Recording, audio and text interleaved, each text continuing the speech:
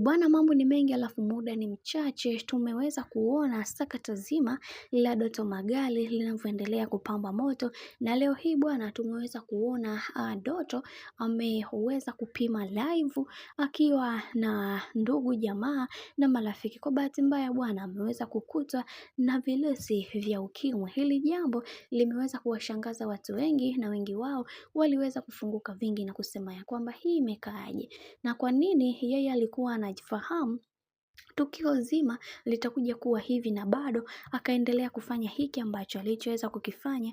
Kwa nini aliamua kufanya hivyo? Lakini maswali yalikuwa mengi juu ya hiki ambacho kinachoendelea, lakini majibu ya maswali yetu tumeshaweza kuyapata. Aliamua kufanya hivi kutokana na mambo ambayo yamekuwa yakiendelea katika mitandao ya kijamii, hivyo akaona si vyema kuweza kuaminisha watu zaidi kwamba yeye yupo hivyo, na binafsi kwa upande wake hakuweza kupendezewa na hili, ila alifanya kuweza kuwaridhisha mashabiki zake na hataki kuweza kuishi maisha ya kifeki. Hili jambo limeweza kuwauma mashabiki wengi, na wengi wao waliweza kufunguka vingi na kumwombea kwamba kila kitu kitakwenda kuwa sawa, kwa sababu chanzo cha ugonjwa ndio mwisho wa ugonjwa pia. Lakini tumeweza kuona kuna mambo mengi ambayo yameweza kutokea kwa upande wake, na wengi wao walitamani sana kuweza kujua namna ambavyo atakavyoweza kusolve hiki kinachoendelea. Lakini ndo kama hivyo, mambo yanazidi kuwa mengi kwa upande wake, na kila mtu anaamini ya kwamba bwana mkubwa Doto Magari